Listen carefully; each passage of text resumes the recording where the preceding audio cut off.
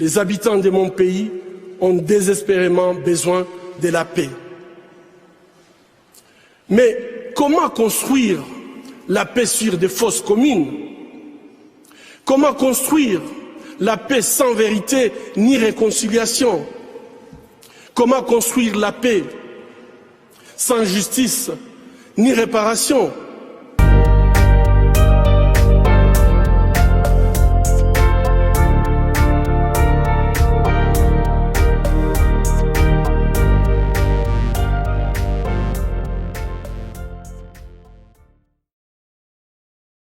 Quel message le gouvernement congolais envoie au monde via le procès Corneille Nangaa et consorts? Pour en parler, nous avons invité pour vous trois personnalités de cette province et même du pays. Le docteur Patrick Bala. Docteur Patrick, bonjour. Bonjour, monsieur David. Docteur Patrick Bala est acteur politique, membre de l'Union sacrée de la Nation. Docteur Patrick, bienvenue dans ce studio. Merci beaucoup. Nous avons également Maître Simon Dioka. Maître Simon, bonjour. Bonjour. Vous êtes président interfédéral de l'Action alternative pour la renaissance du Congo, AARC, le parti cher à Madame Élisée Monembwe, et vous êtes président interfédéral. Nous vous disons bienvenue dans ce studio. Je vous remercie. Il y a également Nikez Kibelbel Oka. Nikez, bonjour estimé confrère. Bonjour confrère. Nikez Kibelbel est journaliste d'investigation et directeur du journal Les Coulisses. C'est l'un des journaux que je vous recommande de lire sur Internet. Et en attendant que la version papier nous revienne, bien sûr, Nikez, nous vous disons bienvenue dans ce studio. Merci beaucoup. Alors, nous allons dresser le portrait de cette situation, la deuxième audience du procès contre Corneille Nangaa et ses collaborateurs s'est déroulée vendredi 26 juillet devant la cour militaire de Kinshasa-Gombe. Elle a été essentiellement technique et consacrée à la relecture de tous les procès-verbaux de l'instruction préjuridictionnelle et des conclusions des auditions des prévenus. À cette audience, la cour s'est estimée suffisamment éclairée pour amorcer l'étape de réquisitoire du ministère public et des plaidoiries des avocats de la défense dès lundi 29 juillet, c'est-à-dire dès le lundi prochain. Le colonel Alpha Limbaya, auditeur supérieur militaire, a expliqué que la procédure veut que les prévenus qui sont en détention puissent être tous entendus. Mais pour ceux qui sont en cavale, l'article 327, le dernier alinéa du Code judiciaire militaire, veut qu'ils soient poursuivis par contumace. Selon cet article du Code militaire, il est prévu qu'à l'une des audiences, la Cour, par le biais de son greffe, procède à la lecture des rapports, des procès-verbaux d'audition, des procès-verbaux de constat, des actes d'instruction qui ont été posés pendant l'instruction préparatoire. C'est une procédure qu'on ne peut pas escamoter, a précisé l'auditeur supérieur militaire. Corneille Nangaa, l'ancien président de la Commission électorale nationale indépendante CENI, et ses collaborateurs sont poursuivis pour activités terroristes de crimes de guerre et de haute trahison perpétrés dans l'Est de la République démocratique du Congo.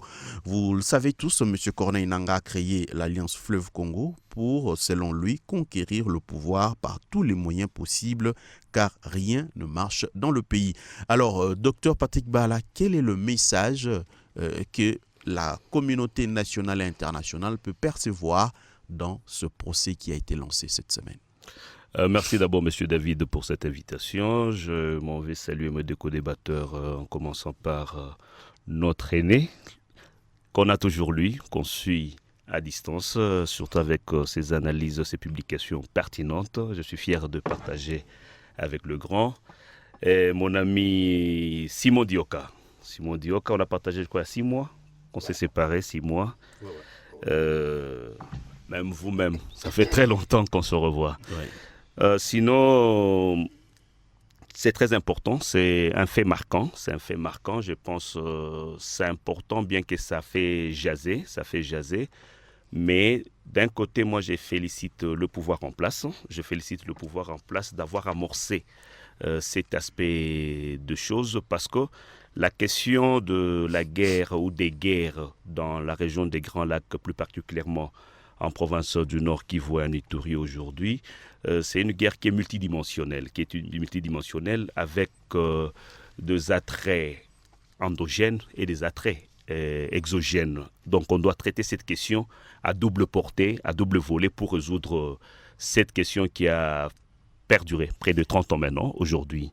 Alors, avec l'expérience passée, nous pensons qu'il fallait aller de manière holistique pour toucher à tout, c'est-à-dire à la fois sur le plan judiciaire, sur le plan militaire, sur le plan diplomatique, économique et même communicationnel pour résoudre ce problème. Parce que si on prend seulement un seul aspect, on ne résout rien. C'est-à-dire, quelqu'un a un abcès, vous allez juste cajoler cet abcès-là, mais vous laissez l'intérieur. C'est pourquoi il y a toujours cette récidive.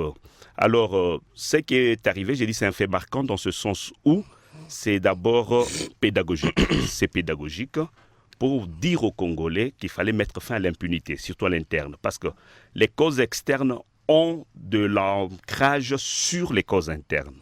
Donc, tant qu'on ne punit pas l'intérieur, on n'aura jamais à résoudre nos problèmes à l'intérieur. C'est quand même un procès qui se tient sans l'accusé principal. Oui, je crois qu'on parle de quoi là? Alors qu'il est sur le territoire congolais. Il est sur le territoire congolais, envoyez-lui un mandat s'il viendra. OK?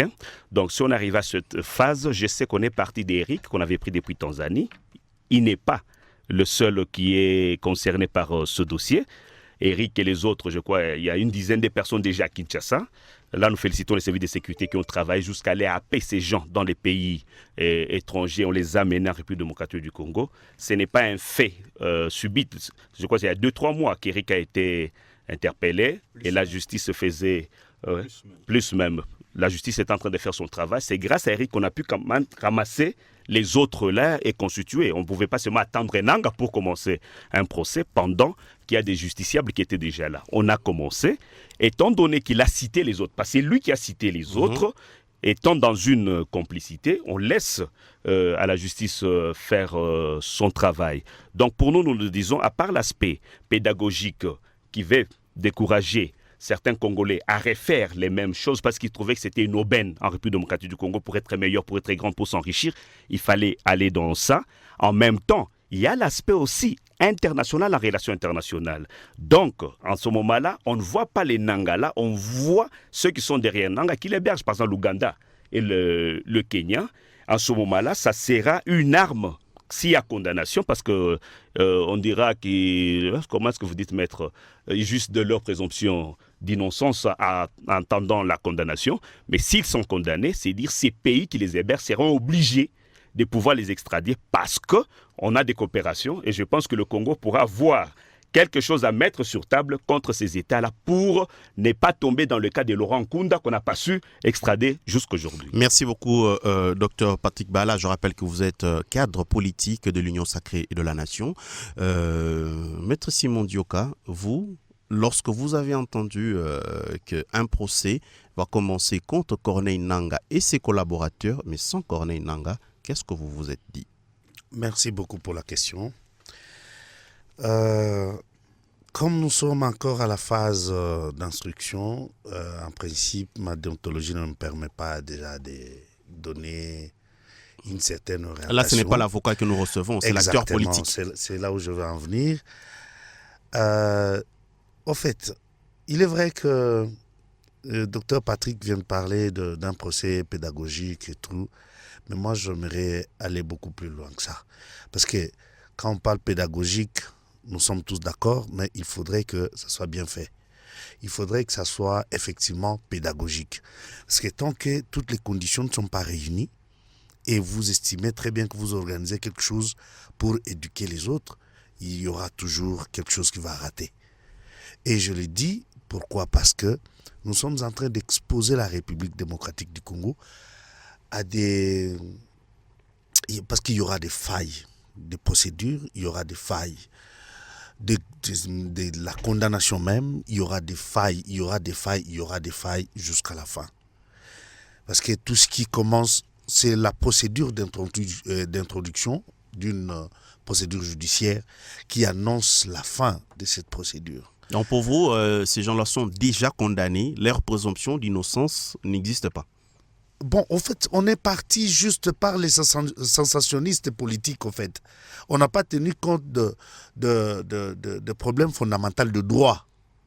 qui se pose. Je pense très bien qu'on en a soulevé déjà, je pense hier, le droit de la défense et tout ce qui va avec. Mais il y a des avocats de la défense. Je ne refuse pas, mais nous sommes en matière militaire et pénale qui va avec et qui exige, il y a un certain nombre.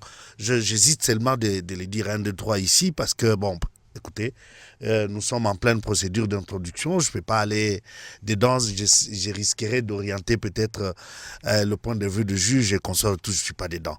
Mais on est en train de parler sur la forme, d'abord tel que ça se présente. Moi, j'estime très bien que on est parti beaucoup plus loin inutilement. Pour moi, j'estime si on voulait faire quelque chose de bien qui peut aider la République, c'est pas de cette manière-là qu'il fallait le faire. Il y a plusieurs voies il fallait d'abord utiliser d'autres voies. On a déjà suivi beaucoup de procès dans ce pays contre toujours tous qui sont poursuivis. Il y a d'autres qui ont été amnistiés récemment par le chef de l'État en exercice. Parce que pour dire qu'ils étaient condamnés à un moment donné, comment ça s'est passé? Pourquoi ne pas prendre les bons exemples et suivre les bons exemples pour faire mieux les choses? Parce qu'il y a plusieurs conséquences. Moi, j'ai dit, s'il faut rester sur le droit, bon là, c'est d'abord interne. Mais s'il faut aller beaucoup plus loin, nous sommes en train de légitimer le M23. Parce que pour ceux qui... Comment J'y vais. Parce que c'est pour ceux qui disaient par exemple que le 1-23 n'existe pas sur le sol congolais, il n'y a que l'armée rwandaise qui est là, par exemple. Mais il y a quand même des gens qui sont condamnés. Mais on parle quand même de ces supplétifs. Ce sont ces supplétifs qui sont congolais et qui sont devant leur juge naturel. Voilà, la conséquence sera quoi? Maintenant, sur le plan diplomatique, c'est-à-dire on a condamné les gens qui ont œuvré dans 1-23, dans AFC. C'est-à-dire au cas où il y aurait négociation qui s'ouvre, on doit tenir compte. Parce que la justice on aura déjà légitimé ce mouvement à une manière ou d'une autre. Alors je me dis, bon, nous voulons une chose et son contraire. Parce que là, nous sommes en train de faire une chose sans savoir quelles sont les conséquences de cette condamnation. Si on arrive à condamner, si on arrive à... Parce qu'on doit identifier les prévenus. Donc on a suivi le président Ruto avec nos confrères de Jeune Afrique qui dit qu'il a posé la question, est-ce que le M23 sont congolais ou pas? On lui a dit que ce sont des Congolais. Et puis il dit, mais où est le problème du Rwanda? Est-ce que, pour vous, ce procès va dans le même sens que le point de vue de William Ruto? Nous sommes tombés dans notre propre piège, en fait. On est en train d'aller vers... Notre propre piège va nous tenir à un moment donné. Parce que je ne vois pas comment nous allons reculer face à une décision de notre juridiction, la haute juridiction qui est la cour militaire, qui a décidé qu'on condamne X ou Y à avoir fait partie des mouvements insurrectionnels tels. Ça doit être cité. Sinon, il y aura un vide, c'est ce qu'on appelle l'insuffisance de motivation, si on n'arrive pas jusqu'au bout de la logique. Donc l'agression de la RDC par le Rwanda risque de changer via ce procès en insurrection. Pour moi, j'estime très bien que ce procès, nous risquons de donner les arguments au Rwanda. Alors, Nikez Kibelbel, vous aussi, vous suivez de près la question du moment où il y a aussi cet aspect militaire et vous faites beaucoup d'investigations. Pour vous, comment vous analysez le début de ce procès? Merci beaucoup. Je salue tout le monde, mes deux co-débatteurs et vous-même. Je ne partage pas le point de vue de Maître Simon. Simplement, nous pouvons aussi faire une jurisprudence, si vous permettez les termes. Ouais. En France, il y a eu les attaques de Charlie Hebdo, Bataclan. Au box des accusés, tout le monde n'était pas là. Il y avait un échantillon, ceux sur qui la justice est arrivée à mettre la main. Mais le procès, maître, c'est qu'on parle de contumace pour ceux, c'est-à-dire le droit a qui sont en cavale. Le droit a prévu de conditions ou, si vous voulez, de motivation pour ceux qui sont en cavale. Ça, c'est une chose. Oui, l'auditeur Alpha Limbaya l'a rappelé, l'article 327 du Code judiciaire militaire. Les Corneilles Nangaa sont dans une zone grise où l'État n'a pas une mainmise. Donc cette zone échappe au contrôle de l'État. Mais n'empêche qu'ils commettent des infractions et qu'ils peuvent être poursuivis par contumace. Ça, c'est une chose. Deuxième chose, je ne partage pas le point de vue du président Ruto, même de Maître Dioka. Simplement, dans le M23, nous ne devons pas commettre les erreurs du passé. Dans le M23, nous avons des Congolais. Ça, c'est une réalité. C'est une réalité. Et nous avons des étrangers. Nous avons, selon les rapports des Nations Unies, 4000 Rwandais qui sont sur le sol congolais. Ce sont des Rwandais. Et la feuille de route de Luanda dit ceci, que, j'essaie de caricaturer, Oui. pré-cantonnement à Rumangabo, où les Congolais seront triés et envoyés au Maniema, à Kindu, au Maniema, et les étrangers retourneront dans leur pays. Donc, sur la liste des 25, je pense que la Cour militaire a présenté, il n'y a aucun Rwandais. La justice congolaise est en train de juger des Congolais. Oui. Et sur l'échantillon, comme le docteur Patrick l'a si bien dit, l'échantillon qui tourne autour d'Éric Kouba. Donc, Éric Kouba a cité des noms des gens. Et on les juge sur ça. Parce que si on dit on attend l'arrestation de Corneille Nangaa, si ça prend 5 ans, quel deviendra le sort d'Éric? Les avocats et les juristes, les organisations des droits de l'homme vont crier qu'on a gardé quelqu'un en dépassant même les délais légaux, les délais légaux. Oui.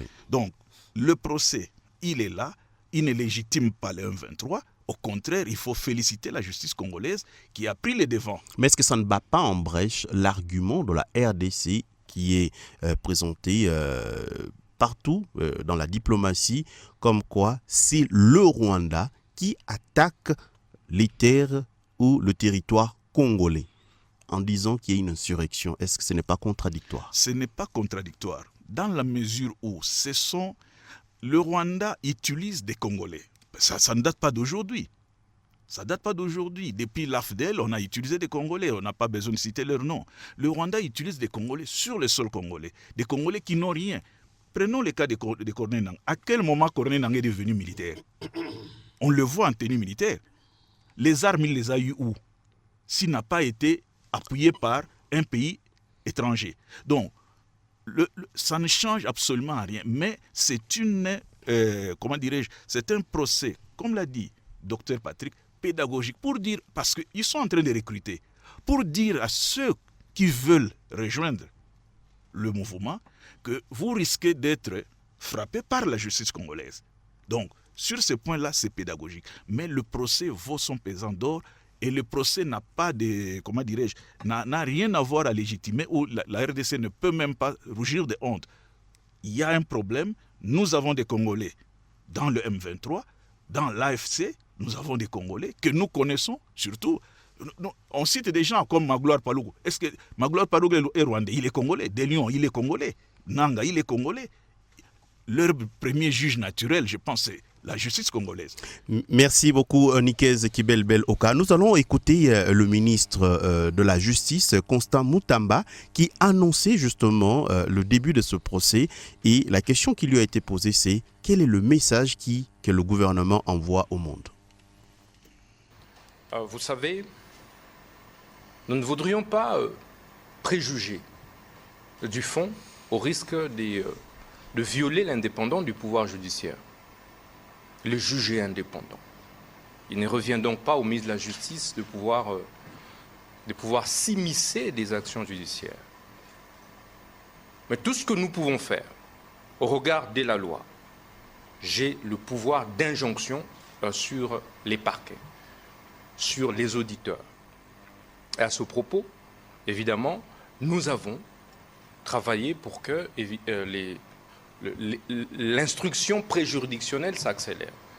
Et à partir du moment où l'auditeur ou l'auditorat s'est débarrassé du dossier et a saisi la juridiction compétente, ça veut dire la cour militaire de la Gombe, qui a été choisie comme juridiction compétente, eh bien, nous attendons l'issue du procès.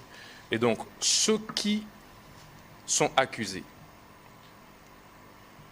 devront répondre, présenter leurs moyens de défense. Ben, si le juge estime que ce pourquoi ils sont accusés. Ça veut dire, j'ai lu ces crimes de guerre, trahison et autres, ils vont répondre devant le juge. Maître Simon Dioka, une réaction? Écoutez, moi je reviens sur l'article 227 qui a été évoqué comme une très bonne raison pour organiser ces procès par contumace plutôt. On a oublié de lire l'article à lui seul n'explique pas comment il faut s'y prendre. C'est pourquoi j'essaie un peu d'expliquer que, bien sûr, s'il faut qu'on reste sur le plan pédagogique des choses, il faut bien le faire. Parce qu'il va arriver un moment donné, nous serons coincés. Si nous lisons l'article 326, qui est complété par l'article 327, même dans l'article 327 par lui-même, il y a des éléments qu'on ne peut pas peut-être étaler ici. Justement, il y a le volet pédagogique. Les auditeurs voudraient bien savoir ce que dit l'article 326 et l'article 327, si vous pouvez lire. J'ai lu vite là. L'article 326. Lorsque le prévenu renvoyé ou traduit devant la juridiction militaire pour une infraction n'a pas pu être saisi, ou lorsque, après avoir été saisi, il s'est évadé, ou lorsque, régulièrement cité, il ne se présente pas, le jugement est en ce qui le concerne rendu par défaut. Article 327 dit ceci: sur réquisition du ministère public, il est procédé au jugement par défaut. Aucun défenseur ne peut se présenter pour les prévenus défaillants. Les rapports, les procès-verbaux, les dépositions des témoins et les autres pièces de l'instruction sont lues à l'audience. Le jugement est rendu dans la forme ordinaire. Qu'est-ce qui manque ici? C'est l'aspect préjuridictionnel, tel qu'on le dit. Parce qu'ici, nous sommes déjà devant l'audience. Il y a les rapports qui sont donnés. Quel rapport qui doit être donné? De l'instruction. Est-ce que l'instruction a été menée contre X ou Y? Mais c'est aux avocats de la défense de soulever ces exceptions. Exactement, c'est pourquoi j'ai bien dit que je ne veux pas entrer dedans, parce que à cette phase, en principe, je ne suis pas habilité déjà à décortiquer ces éléments techniques, parce que ça risque d'orienter peut-être la suite du procès. La suite du procès. Je voulais juste me limiter à un niveau donné où ces éléments à eux-mêmes peuvent arriver à biaiser le sens pédagogique de ces procès, parce qu'il y a des étudiants qui suivent, il y a ceux qui veulent apprendre aussi, suivent. Alors, je ne fais pas l'apologie de ceux qui sont accusés, non. Bon, loin de là mon intention, mais moi j'aurais bien voulu à ce que les choses soient bien faites pour que ça soit effectivement un très bon exercice pédagogique. Pourquoi je l'ai dit? Parce que nous avons suivi, même si mon grand frère a soulevé la question, le procès Charlie Hebdo. Oui, je ne refuse pas, ce procès a été organisé de cette manière-là. Mais est-ce qu'on n'a pas pu mettre la main sur... Est-ce que nous sommes dans la même situation, dans les mêmes conditions? Ils sont en cavale. Non, ils ne sont pas en cavale. C'est là la différence. Ils ne sont pas en cavale. Ils sont... dans une zone grise. On peut le dire, là, je peux accepter. Qui échappe mais au contrôle. on connaît là où ils sont. Si on peut encore considérer que c'est le territoire de la République démocratique du Congo et que c'est le pouvoir, c'est le pouvoir national qui doit administrer cet espace. Doit administrer cet espace, je penserais bien que on risquerait d'exposer effectivement notre incapacité. Nous voulons dire que nous sommes incapables d'aller les chercher sur le sol congolais parce qu'on connaît là où ils sont. Mais est-ce que le fait pour Corneille Nangaa, on espère, parce que même la loi le dit, il sera condamné, le défaillant sera condamné par contumace, le fait pour lui d'être condamné par une juridiction congolaise, cela ne le rend pas de moins en moins fréquentable vis-à-vis de ceux et celles qu'il côtoie en dehors du Congo? Vous savez, un jugement ou soit une condamnation est dès le départ pédagogique. C'est pourquoi un prévenu, il y a toujours dans des prisons qui se respectent, il y a toujours des programmes de rééducation qui suivent, de sorte que quand le prévenu quitte la prison, qui devient un homme réhabilité. Voilà, un homme réhabilité. Alors dites-moi, dans ces conditions, Nangaa et consorts sont condamnés. Maintenant, pour en arriver à quoi? C'est pourquoi moi je me suis dit ceci. Moi j'ai réfléchi autrement. Je me suis dit, ok, comme peut-être à Kinshasa, on ne veut pas parler de la question négociation. Est-ce que ce n'est pas par cette voie qu'on peut arriver à nous flouer disant qu'il y a amnistie pour que certaines personnes rentrent sur le sol congolais? Merci. Parce qu'on risque de radicaliser certaines personnes. Merci, Maître Simon. Docteur Patrick Bala, une réaction à ce qu'a dit Constant Moutamba, mais aussi la lecture que vous faites de ses propos. Bon, sinon, quand j'ai suivi le Bineta, c'est presque dans la même veine que moi, hein, son esprit. Il ne veut pas s'y mixer, effectivement, on veut que la justice fasse son travail, mais que le monde sache que, et que les Congolais sachent que c'est la fin de cette récréation. Il faut décourager les Congolais à revenir par cette voie, pensant que c'est la meilleure voie pour accéder au pouvoir, pendant que la Constitution l'interdit. Mais alors, quand je rentre chez Maître Simon, vous parlez d'Éric, vous parlez de Corneille. Pour qu'on parle de Corneille, on est parti d'Éric. On n'est pas parti de Corneille. On est parti de l'arrestation d'Éric et consorts. Vous comprenez? Il y a eu bien sûr cette phase d'instruction, qui est une phase secrète, n'est-ce pas? Ça s'est fait pendant 2 mois. Qu'est-ce qui dit que les autres n'ont pas été cités, les Nangaa n'ont pas été cités par ceux-là? Qu'est-ce qui montre que ces gens-là, les Eric, n'étaient pas assistés par leurs avocats dans la phase d'instruction? Kabila était cité aussi, mais il n'est pas sur la liste. Non, il ne suffit pas de citer. Voilà, vous êtes juriste. Bien. Il ne suffit pas de citer. Très bien. Si on arrive, d'après moi, si on arrive aujourd'hui à ce qu'on ne trouve pas Olengankoy, qu'on ne trouve pas Claudel Loubaï, qu'on ne trouve pas, c'est dire les investigations ont continué pour aboutir à un fait que Kabila n'y est pour rien.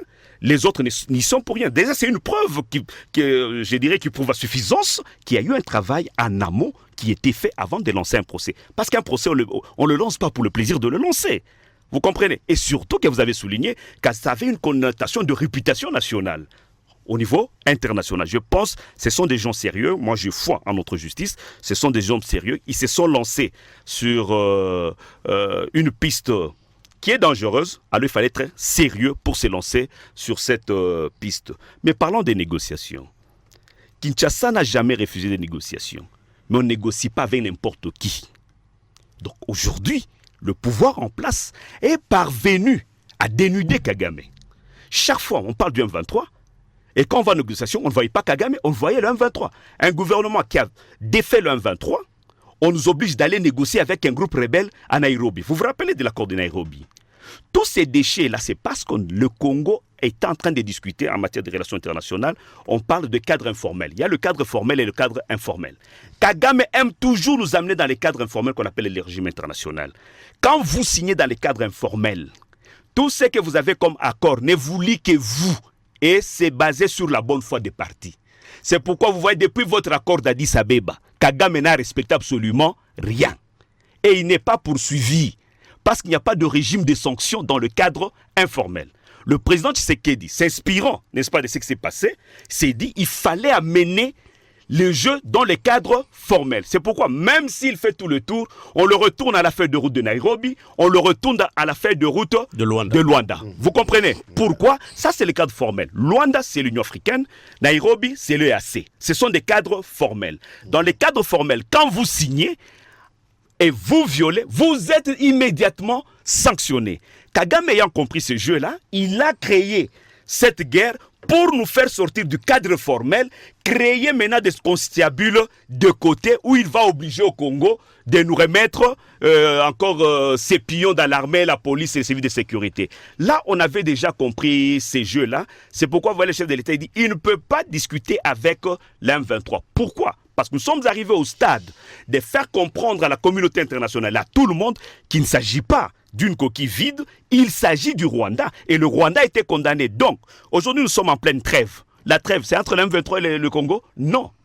On a parlé au gouvernement rwandais, on a parlé aussi au gouvernement congolais. C'est-à-dire, s'il y a négociation, Nang et les autres sont pris en sandwich. Ça sera État et État. On ne verra pas Kagame parler du M23 ou des Congolais qui ne sont pas ses compatriotes. Kagame va défendre ses intérêts. C'est pourquoi nous disons que Nang a joué un mauvais jeu au mauvais moment. Il s'est pris lui-même en étau. Donc il faut mettre en tête que les choses ont tellement évolué en s'inspirant du passé, ont tellement évolué, faisons en sorte aujourd'hui, les négociations qu'il y aurait, ça sera entre État et État dans un cadre purement formel. Merci, docteur Patrick. Nikes Kibelbel Oka, une condamnation de Nanga, on ne va pas préjuger, comme l'a dit Constant Moutamba, une réaction d'abord à ses propos, mais aussi est-ce qu'une condamnation le rendrait infréquentable? Merci beaucoup. Je voudrais surtout réagir aux propos de Maître Simon. Oui. Pourquoi ? Parce que lorsqu'il y a terrorisme ou lorsqu'il y a des attentats, cela signifie de façon formelle qu'il y a des failles dans le système de l'État. Lorsqu'il y a une rébellion sur une partie du territoire, cela signifie aussi qu'il y a des failles. Donc, aujourd'hui, nous n'avons pas, la RDC n'a pas à rougir de honte en déclarant qu'une partie de son pays est occupée. Okay. Et les Nations Unies nous disent très bien que c'est occupé par l'armée rwandaise ou par le Rwanda. Donc ça, on n'a pas à avoir honte. Mais l'aspect qui est intéressant, c'est quoi ? C'est que le Rwanda instrumentalise certains Congolais. Et la justice congolaise se dit, moi je dois sanctionner en arrêtant d'abord les acteurs, qu'ils soient exécutants ou qu'ils soient... On les arrête, on les juge suivant les procédures normales, les procédures officielles du droit. Et ils sont jugés. Le reste, comme l'a dit le ministre, nous verrons les décisions qui seront prises. Mais le deuxième volet de votre question, mais Nanga, il y a même l'Union européenne qui les sanctionne. Il y a même une décision du Bureau de contrôle des actifs étrangers du département d'État américain qui a également sanctionné non seulement l'Alliance Fleuve Congo et le M23, mais particulièrement aussi Corneille Nangaa. Alors, si Nanga, d'abord, toute personne, de façon générale et de façon particulière, a besoin de la réputation. Le fait seulement d'être sanctionné, je ne sais pas ce qu'il dira ou qu'il dirait à ses enfants un jour. Papa, on vous a appelé rebelle. Quel est cet homme qui voudrait qu'il se présente devant ses enfants comme étant rebelle? Surtout quand on ne présage même pas qu'il deviendra président de la République. C'est ça aussi le problème. Donc, son nom est sali, d'une manière ou d'une autre, parce qu'il l'a voulu. Son nom est sali. Mais nous ne devons pas nous voiler la face. Nous savons que dans les rébellions rwandaises en RD Congo, les postes politiques sont occupés par des Congolais et pas les postes militaires. Nanga est sur la lignée de Wamba Diawamba, de Lunda Bululu, de Mille Ilunga, de tous ces gens, Onosumba, qui à un moment disparaît. Vous savez pourquoi on a pris Nanga? Dans la perspective qu'on peut arriver dans la province, l'ancienne province orientale, on prend Nanga. Mais si la rébellion continue jusqu'au Kasaï, mais Nanga va tomber. L'expérience nous le démontre. Et Nanga aussi est conscient. On l'utilise comme une marionnette. Donc, pour revenir au procès, le procès sert effectivement à décourager. D'abord, parce que c'est normal qu'un pays normal doit tenir des procès, doit rendre justice quand il y a des choses qui ne marchent pas. Et notamment quand il est attaqué. De deux, c'est pour décourager tous ceux qui, comme l'a dit Dr Patrick, dans le passé, sont allés dans des rébellions pour occuper des postes. Si on peut les décourager aujourd'hui, et parce qu'aussi il y a un aspect humanitaire que nous ne soulignons pas ici, je pense que vous allez le souligner, tous ces morts, tous ces déplacés, nous vivons avec des déplacés. Comment on peut laisser des Congolais tuer d'autres Congolais condamner d'autres Congolais à vivre dans l'errance sans que l'État, qui se dit responsable de la sécurité des gens, ne puisse pas agir ou ne puisse pas réagir. Donc le procès entre dans ce cadre-là. Merci beaucoup. Je rappelle à nos auditeurs que nous tentons de répondre à une question cruciale. Quel message le gouvernement congolais envoie au monde via le procès Corneille Nangaa? Et nous avons dans ce studio le docteur Patrick Bala, acteur politique et membre de l'Union Sacrée, Maître Simon Dioka, président interfédéral de l'Action alternative pour la renaissance du Congo, AARC, parti cher à Élysée Mounembwe. Nous avons également Nikez Kibelbel Oka, journaliste d'investigation et directeur du journal Les Coulisses. Il est également auteur d'un nouveau livre qui vient de sortir. Ça s'appelle Les rébellions rwandaises au Kivu. Alors, nous allons poursuivre. Il y a ce volet humanitaire. Alors, Maître Simon Dioka, vous dites qu'on donne des arguments au Rwanda. Est-ce que par peur de donner des arguments au Rwanda, comme vous l'affirmez, la justice congolaise devait laisser courir des Congolais qui mettent près de 4 millions d'autres Congolais dans l'errance et dans les camps des déplacés? Merci beaucoup pour la question. Je pense très bien que non, les choses sont aussi faciles et simples que ça. On n'a pas refusé à la République démocratique du Congo le pouvoir ou l'autorité d'organiser les procès. Nous ne sommes pas non plus contre la justice congolaise. Non, ça, nous devons d'abord être tous d'accord. Dès le départ, moi j'ai dit ceci. Nous voulons organiser un procès pédagogique. Il faut bien le faire. Nous rentrons un tout petit peu en arrière. Le procès Numbi, on en est où jusqu'à aujourd'hui? Il revient, parce que il y a à un niveau donné les insatisfactions. À un niveau donné. Pourquoi? Parce que la personne n'a jamais comparu, n'a jamais été là, n'a jamais été condamné à sa présence. Celui-là, bien sûr, est un cavale. Là, on comprend. Mais maintenant, nous sommes dans une situation qui est compliquée. Il y a déjà des procès qui se sont déjà organisés dans ces pays dont les rebelles ont déjà été condamnés. Ils étaient amnistiés récemment. Comment on a fait? Pour que ces procès aboutissent. Peut-être, moi j'essaie un peu de comprendre. Alors, qu'est-ce que vous auriez voulu, vous, Maître Simon Dioka? Moi j'essaie un peu de comprendre. C'est que le grand frère Nikes est en train de dire, et c'est que Dr Bala est en train de dire, je comprends parfaitement. Pourquoi? Parce que on ne voit pas la profondeur de la question, peut-être sur la même portée. Pourquoi? Parce que quelque part c'est aussi technique. Avant d'être pédagogique ou ordinaire, comme on peut le dire, c'est quelque part aussi technique. Quand des procès arrivent à bloquer à un niveau donné, c'est-à-dire que non, ils ont mal commencé. Ça a mal commencé. Voilà. Pour nous, techniciens, on dit si on peut gagner un procès par une exception de forme. Tu vois? Bon, pendant qu'on n'a pas touché les fonds. Là, je l'ai dit parce que, bon, je suis technicien. Je sais ce que je suis en train de dire. Quand cela ne tienne, allons sur le point de savoir ce que mon ami Patrick a dit. Les questions, l'accord cadre, et tout, parce que c'est formel et l'informel et qu'on sort. Il y a le processus de Luanda, entre le Rwanda et la RDC, facilité par le président pas? Lorenzo. Il y a aussi le processus de Nairobi. La question qu'on devrait se poser ici sur cette table, pourquoi ces processus n'ont jamais été mis en exercice pour ces cas?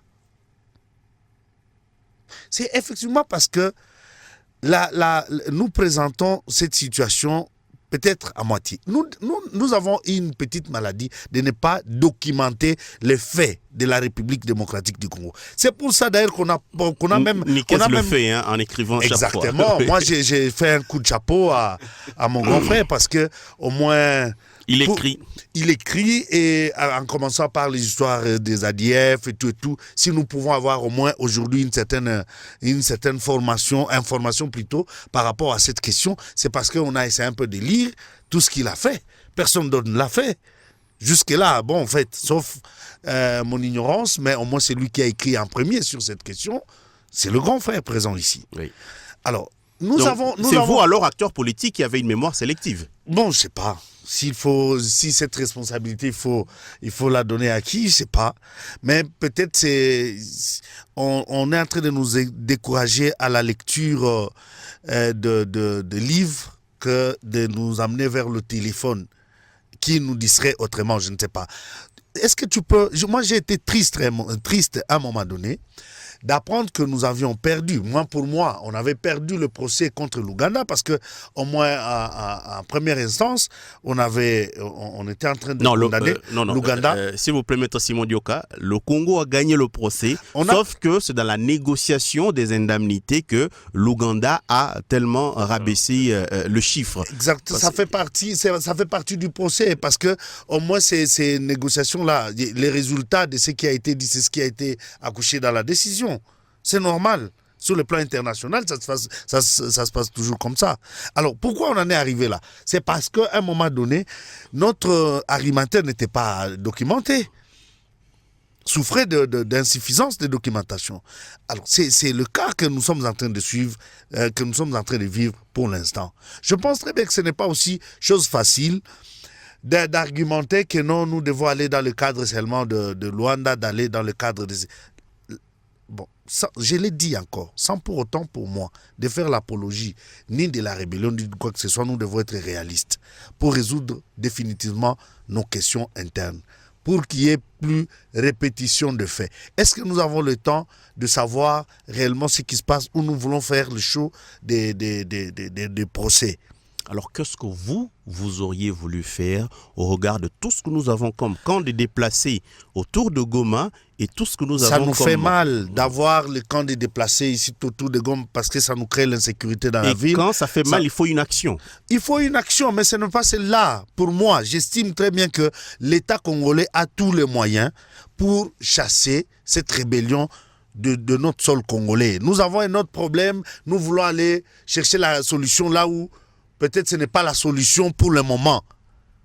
Est-ce que nous pouvons dire réellement que nous avons très bien aligné nos garçons, nous avons très bien équipé nos garçons, nous avons donné des tactiques de combat qui peuvent nous amener à une victoire?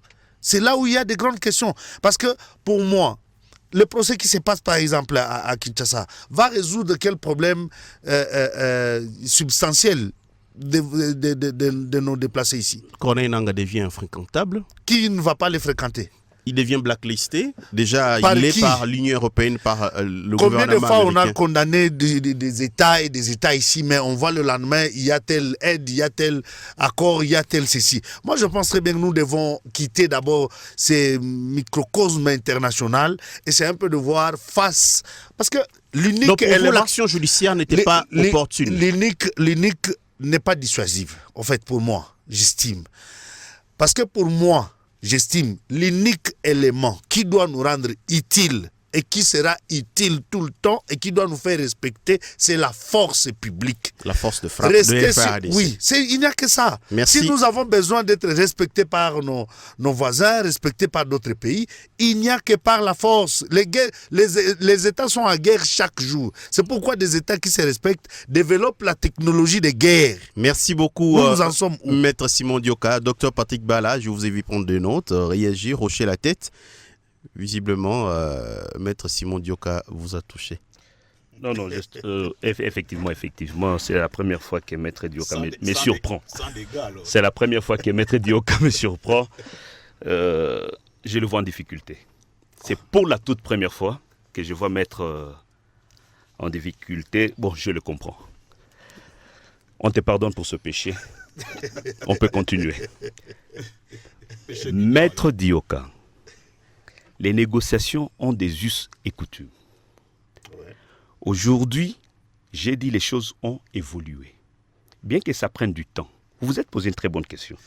Pourquoi ça n'avance pas Luanda et Nairobi? Entre-temps, il y a des compatriotes qui meurent dans des camps de déplacés. Ce n'est pas à cause du Congo. Le Congo a documenté, argumenté tout. Le livre blanc, vous en avez entendu parler. qu'on a déposé à la CPI. C'est documenté et enrichi. Le livre blanc a été déposé à l'Organisation mondiale des droits de l'homme à Genève. Documenté, enrichi. Le même livre blanc au Conseil de sécurité. On a vu même la BINT soutenir ça. Le Congo est allé plus loin aujourd'hui.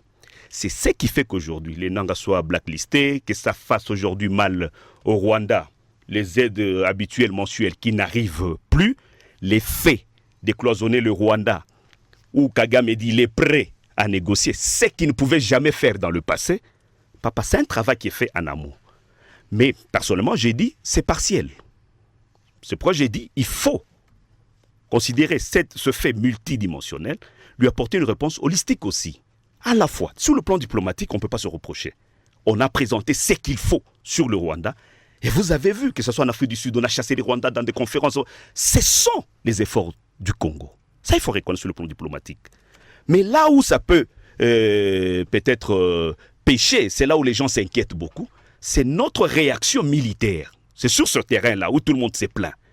Nous sommes agressés, nous nous comportons comme si nous n'étions pas en guerre. Voilà que vous avez poursuivi Kofi pour rien.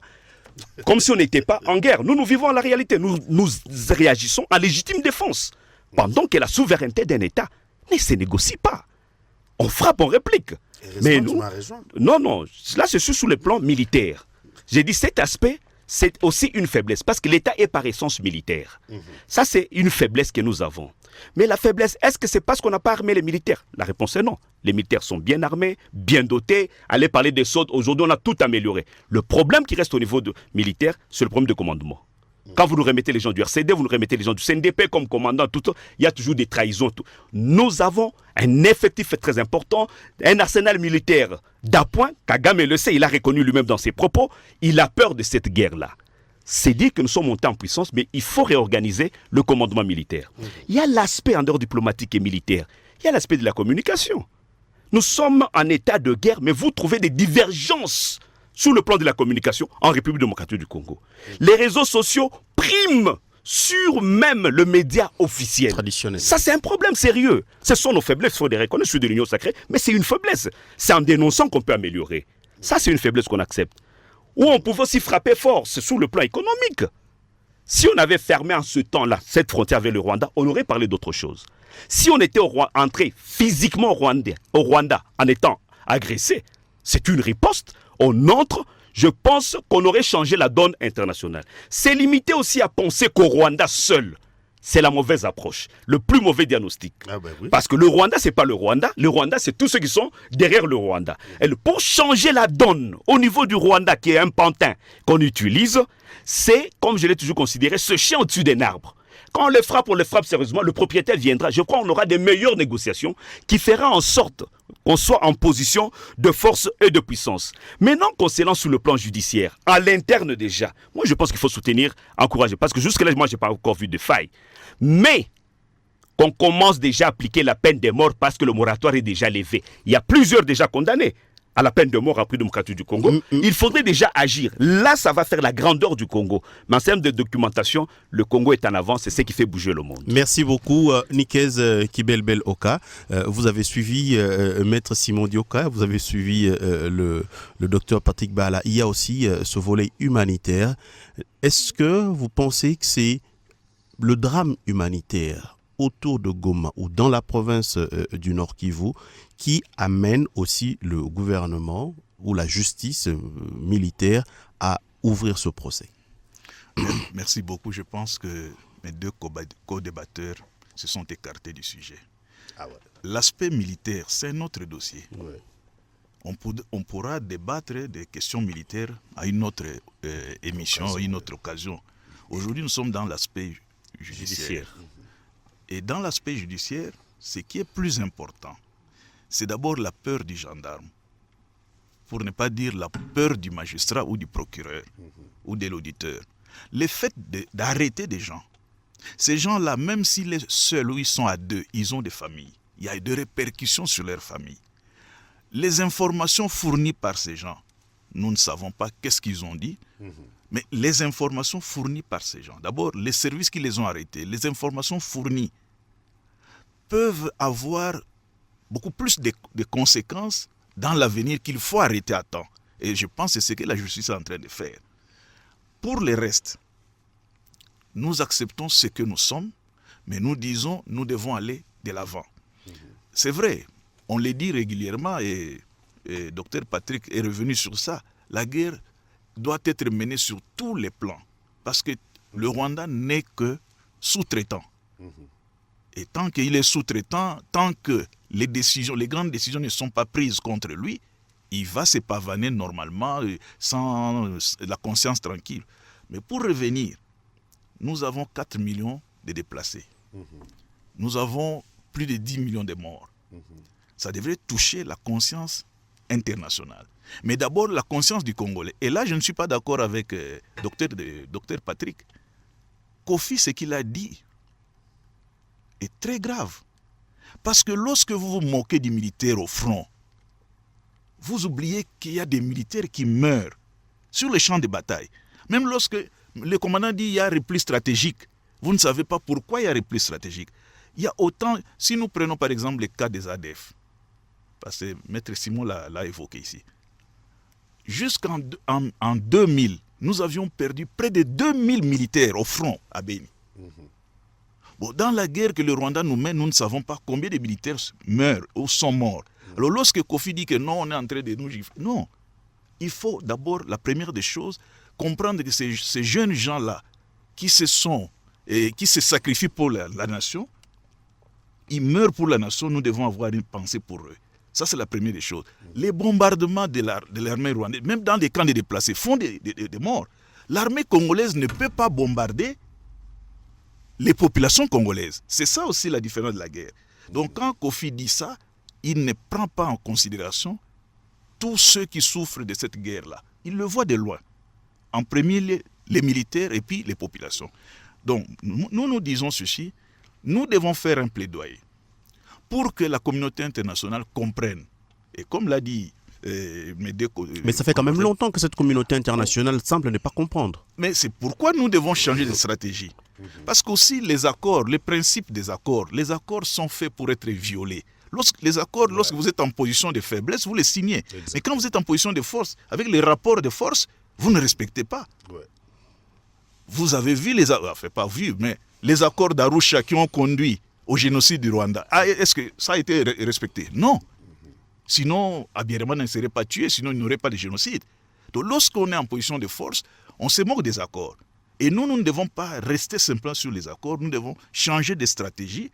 Si telle stratégie ne tient pas, il faut changer. Mais il faut l'effort de tous les Congolais, et notamment des médias.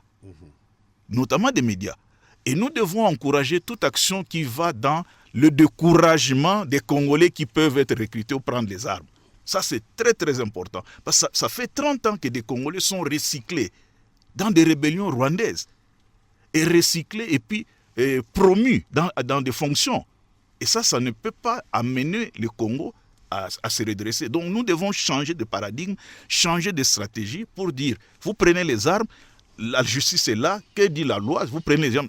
Comment on a remis sur la sellette, vous l'avez dit, la peine de mort, qu'on l'applique. Mobutu, quand il a pris le pouvoir, premier acte, il a pendu les gens. Oui. Là où se trouve aujourd'hui le stade des martyrs. Et dès qu'il a pendu les gens, il a été respecté d'une manière ou d'une autre. Donc si on applique la peine de mort, vous allez voir que les gens vont réfléchir 2 fois pour aller dans une rébellion. Merci beaucoup Nikez Kibelbel Oka. Quel message le gouvernement congolais envoie au monde via le procès Corneille Nangaa? C'est le thème ou le sujet de notre débat du jour. Vous partagez ce studio avec Dr Patrick Baala, acteur politique, membre de l'Union Sacrée, Maître Simon Dioka, président interfédéral de l'Action alternative pour la Renaissance du Congo, parti AARC. Alors, c'est notre dernier tour des tables. Ouais. Maître Simon, en écoutant Nikez, en écoutant le docteur Patrick Baala, vous avez sûrement changé certaines de vos positions, ou peut-être que vous avez changé leur position. Mais si vous devriez répondre à cette question, quel est le message que le monde doit percevoir dans ce procès? Merci beaucoup pour la question. D'abord, je suis très content parce qu'à un moment donné, Patrick Baala m'a rejoint sur certains points. Et c'est ce qui est important. Quand bien même il a estimé qu'il Il me voit, j'essaie un peu de me battre, mais bon, voilà. Au moins, il m'a rejoint. Dans tous les cas, il m'a rejoint. J'ai salué très bien aussi l'argumentaire du grand frère, parce que, en fait, tous, nous sommes en train de dire presque la même chose, mais dans des termes différents. Et il n'y a que des petites différences sur l'appréhension des choses. Et je pense que c'est quand même quelque chose de bon. Moi, je suis un peu aisé sur ce point. Quant à ce qui concerne maintenant la question principale, moi, j'ai dit ça dépend du sérieux que nous allons mettre dans ce procès. Du sérieux, qu'est-ce que je veux dire? Je veux dire que la manière dont nous allons aboutir. Pourquoi je l'ai dit? Il est vrai qu'il faut persuader tous les Congolais de ne pas faire X, Y comportement. Les dissuader. Voilà. C'est bon, c'est bien. Peut-être on est en train de tenter qu'à travers cette audience publique ou soit ces procès, qu'on arrive à tel objectif. Et j'ai aimé parce qu'au moins, il y a cette possibilité qui a été dite ici par mes co-débatteurs, qu'il faut changer des stratégies, qu'il faut aller dans tous les sens pour voir qu'on essaie un peu de trouver une certaine solution par rapport aux questions qu'on cherche. Mais pour moi, jusque-là, je ne suis pas encore convaincu. Pourquoi? Parce qu'il y a plusieurs questions, il y a plusieurs urgences. Il y a plusieurs urgences qui devaient effectivement persuader et dissuader certaines personnes qui sont beaucoup plus meilleures que les procès. Parce que les procès, comme la guerre se passe... Mais puisque c'est ça qui est là, quel est le message que le monde doit percevoir dans cela? Oui, ça dépendra du sérieux. C'est pourquoi j'ai dit. Ça dépendra du sérieux que nous allons mettre sur la question. Supposons que, parce que pour moi, la justice a été sérieuse dans tout le procès. Quel est le message qui est envoyé? Pour moi, déjà dès le départ, je me réserve. Pourquoi? Parce que le début, je le trouve déjà quelque part un peu biaisé. Et je me dis, ce qui commence mal finit toujours mal quelque part. Merci beaucoup, Maître Simon Dioka. Docteur Patrick Bala, quel est le message que le monde et les Congolais doivent percevoir dans ce procès? Fini la récréation. Vous voulez gagner votre vie, gagnez-la par la voie normale. Et même la communauté internationale devra comprendre aujourd'hui qu'il ne faut plus passer par le Rwanda pour pouvoir avoir nos ressources naturelles. La justice s'est élevée en République démocratique du Congo. Le Congo peut saisir les instances internationales contre tel État, contre telle firme internationale. C'est pour dire que nous passons dans un autre cap. Ça interpelle tous les Congolais à pouvoir comprendre que nous sommes tous dans une même difficulté, que nous ayons une même passion pour la République, celle de voir le Congo quitter ce bourbier qui a trop traîné, ça fait près de 30 ans aujourd'hui, que l'on puisse donner maintenant une nouvelle image de la République démocratique du Congo, un pays sérieux assis sur une vraie justice. Merci beaucoup, Dr Patrick Bala. Nikes Kibel-Beloka, le message que le monde et chaque Congolais doit percevoir. Le Congo a besoin de la paix et du développement. Et cette paix ne peut passer que par le respect d'abord de la vie humaine, et que le monde entier doit nous aider, doit nous accompagner dans ce respect-là de la vie humaine qui est sacrée, notamment arrêter avec les déplacés. Pour arrêter avec les déplacés, il faut arrêter avec la guerre. Donc les actions de la justice doivent être soutenues pour mettre fin à l'impunité.